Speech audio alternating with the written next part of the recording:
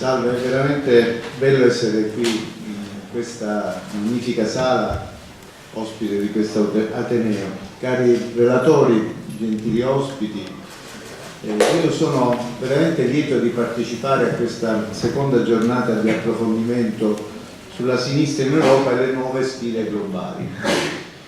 E ringrazio i parlamentari europei del gruppo dell'Alleanza Progressista dei Socialisti e Democratici per aver organizzato questa conferenza che si propone di affrontare temi cruciali per la democrazia nel nostro Paese, ma anche in Europa e nel mondo.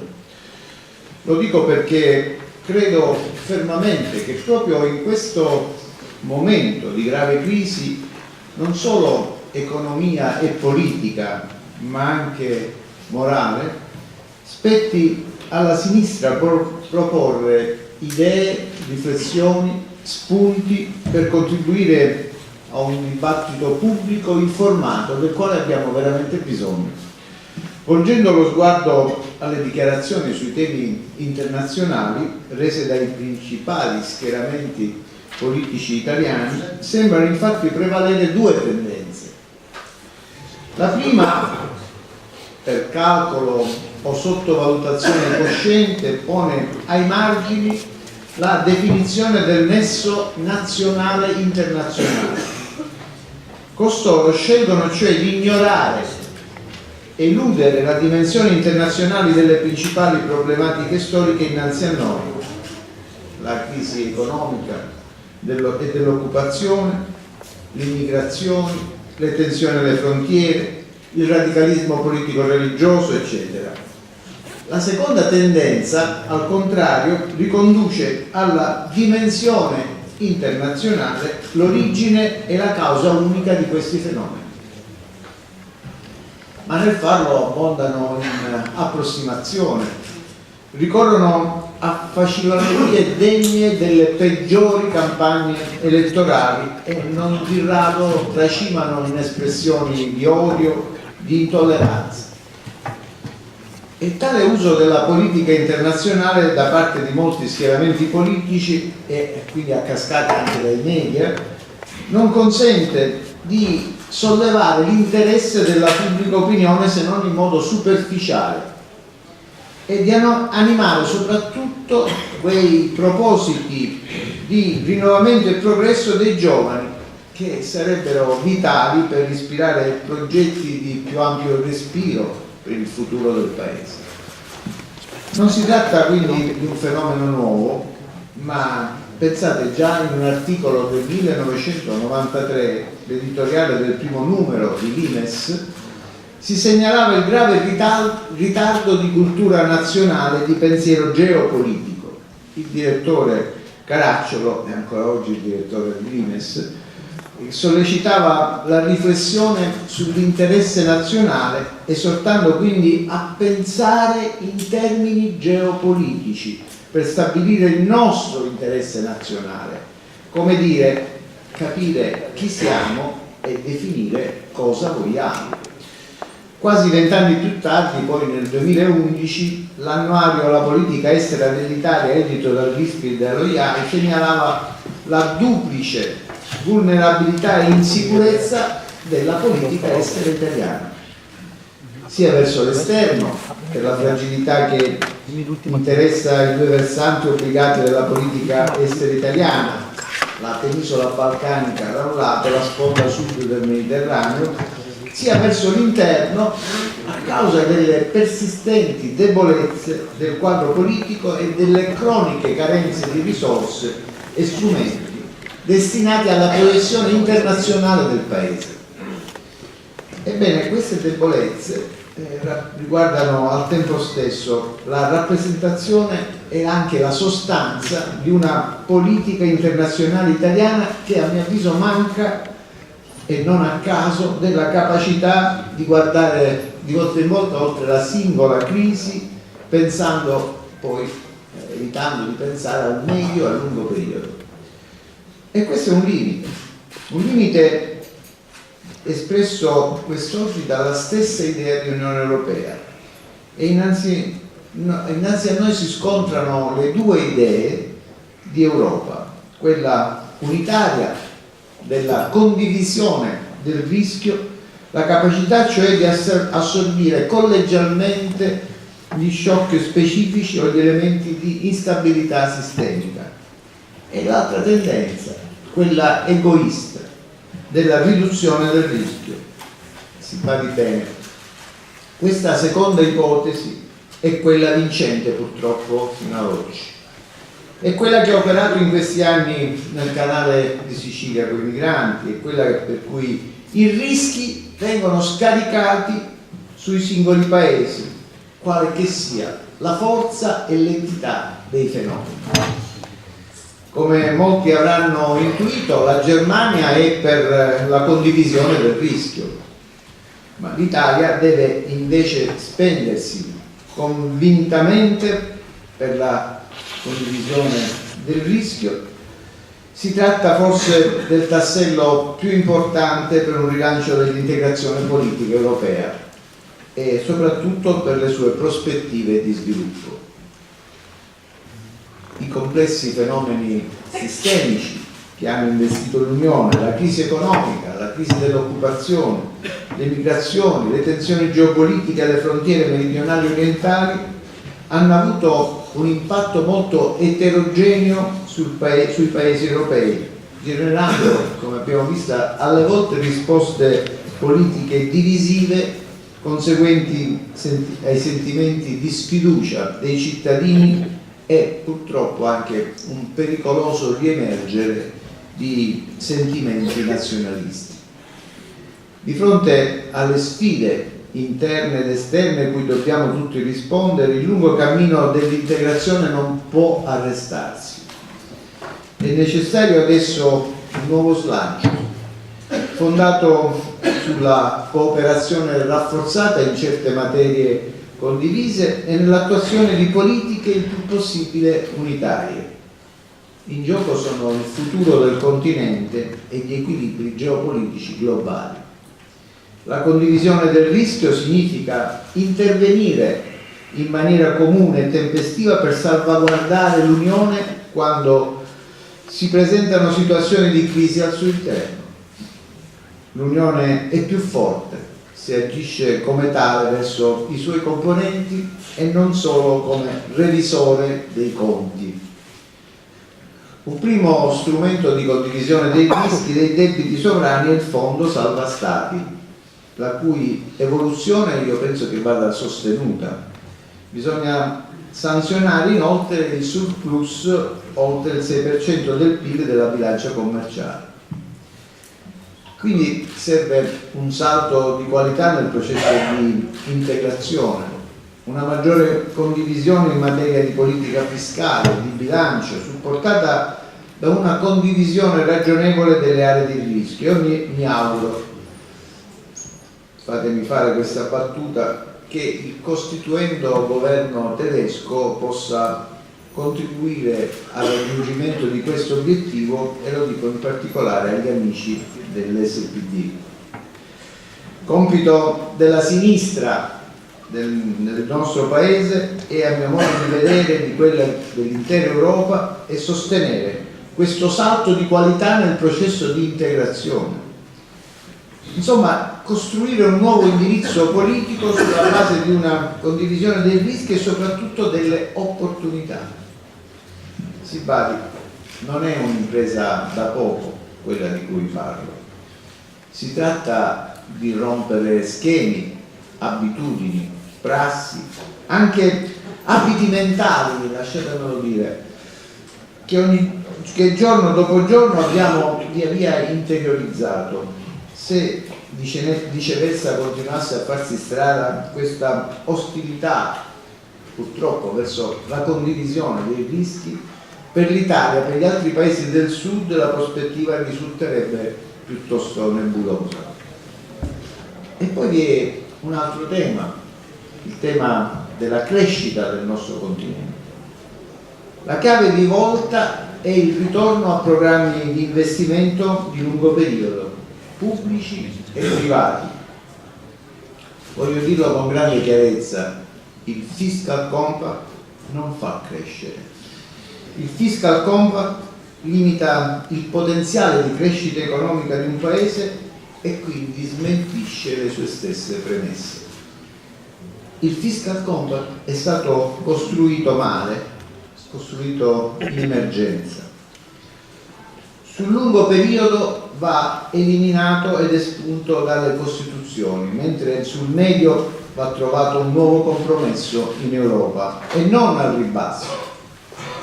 Intervenire sul Fiscal Compact è un obiettivo di interesse nazionale di cui devono discutere tutte le forze politiche.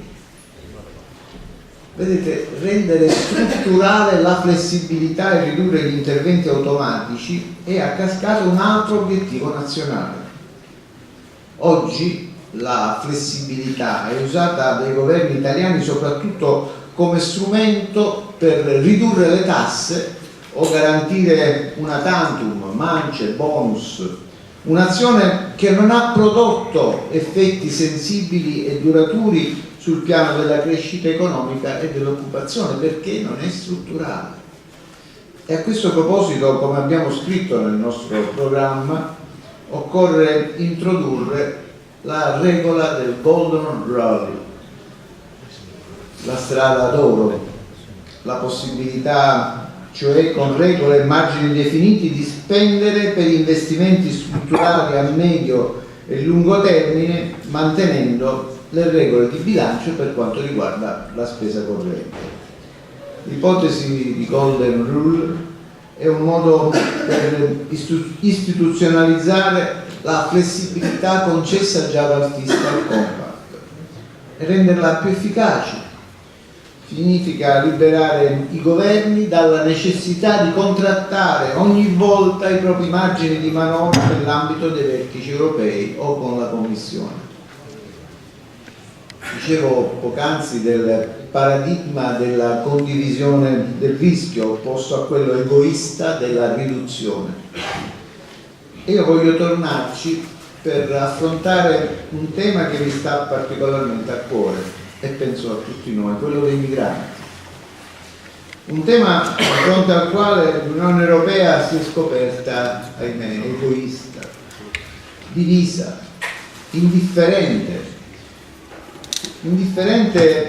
rispetto al dovere morale e giuridico di accogliere. A questo proposito io non mi stancherò mai di ripetere che salvare e accogliere chi è in fuga da guerre e da persecuzioni e riconoscere a chi ne ha il diritto la protezione internazionale non sono gesti di liberalità, non sono manifestazioni di generosità, sono obblighi morali, giuridici e internazionali.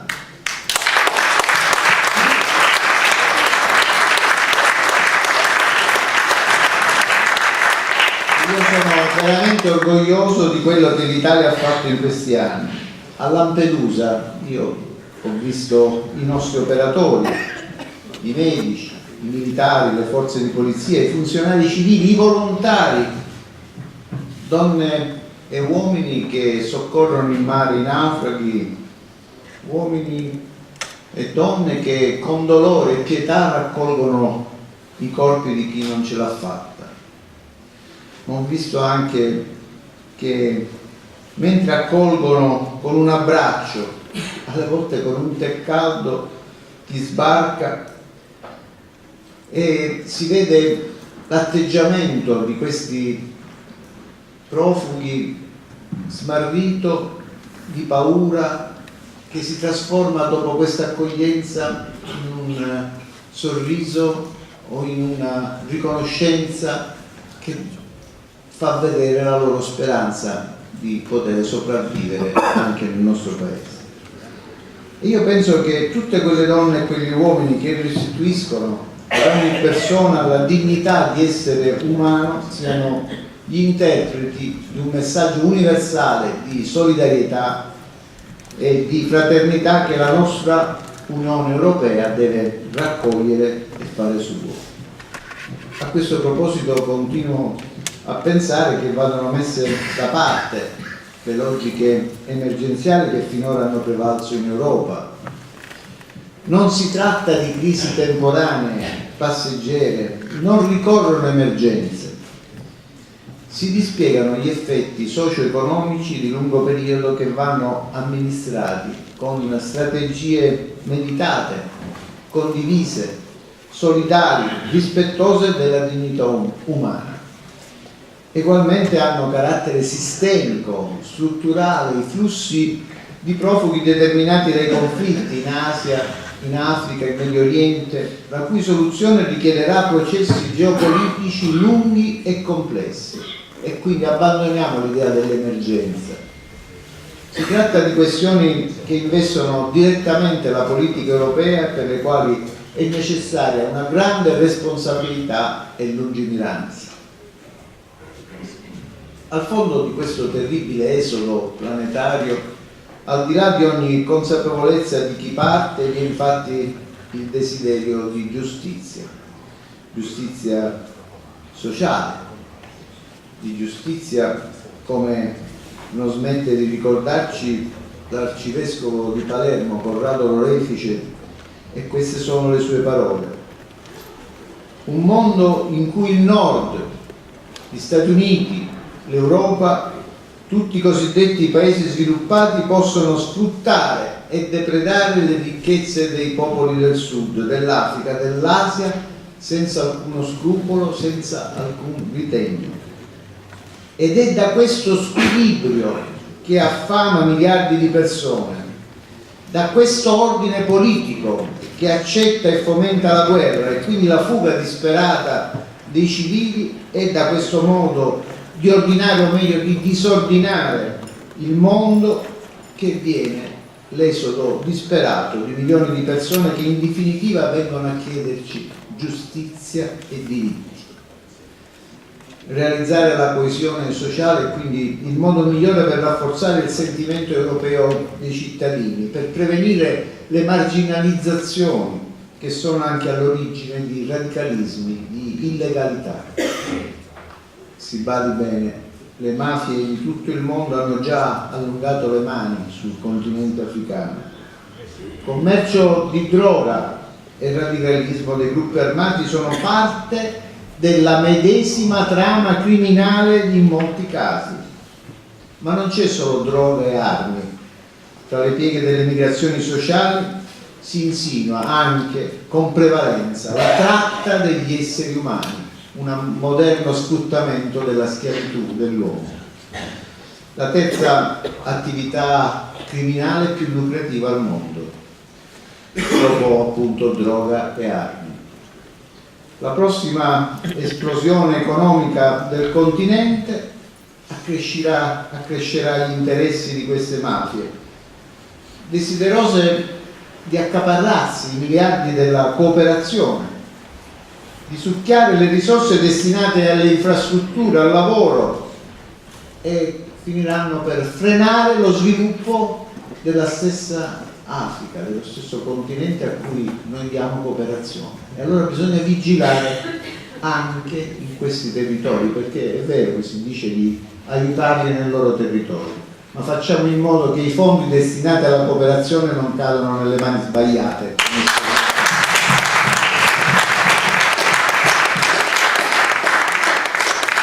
Ancora una volta si tratta quindi di questioni che investono contemporaneamente la politica europea e quella italiana, per le quali è necessaria una grande responsabilità, appunto, e lungimiranza. Concludo. Noi liberi e uguali siamo convintamente europeisti, ma vediamo i problemi che pervadono in questo momento il progetto europeo. L'Unione ha affrontato negli ultimi anni grandi sfide: crisi economica, lavoro, diseguaglianze, migrazioni, stabilità internazionale, terrorismo, ma le risposte, ahimè, non sempre sono state all'altezza, e si è quindi diffuso un sentimento anti-europeista che certa politica nazionale sfrutta colpevolmente, che viene cavalcato in maniera strumentale per creare posizioni politiche.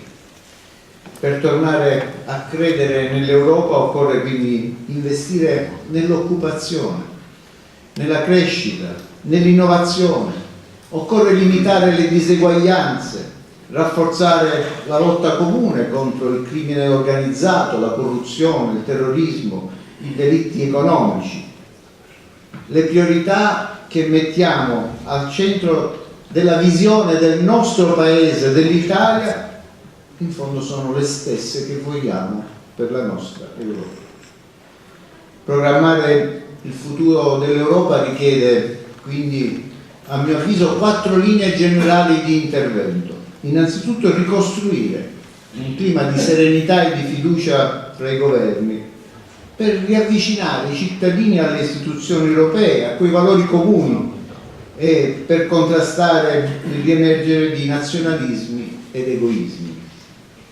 Secondo punto, agire contro le diseguaglianze che anche nei paesi più solidi economicamente condannano alla marginalità, all'esclusione, all'insicurezza sociale troppi cittadini europei, rendendoli poi vulnerabili al delitto e ai fondamentalismi.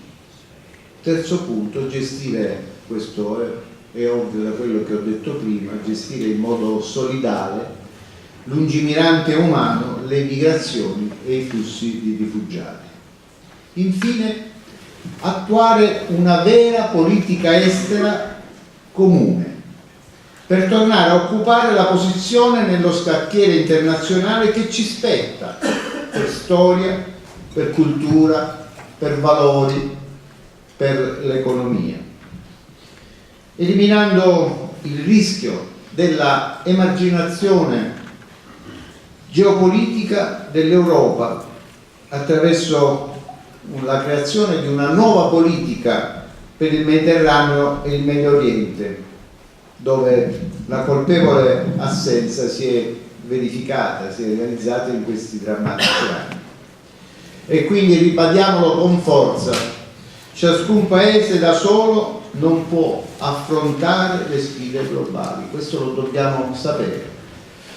Le premesse della pace, dell'armonia sociale, della sicurezza, dello sviluppo e della stabilità internazionale si racchiudono in fondo, se ci riflettiamo, in 2 parole: la libertà e l'eguaglianza sostanziale.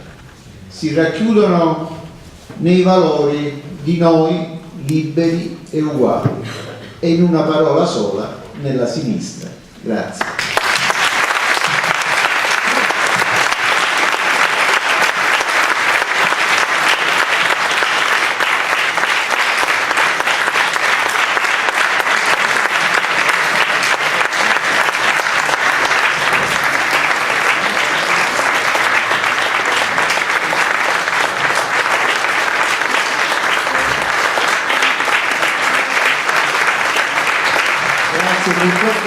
Mi consentono di continuare a seguire i vostri lavori. Grazie ancora. Grazie al Presidente Grasso per essere stato con noi. Vi auguriamo un grandissimo in bocca al lupo.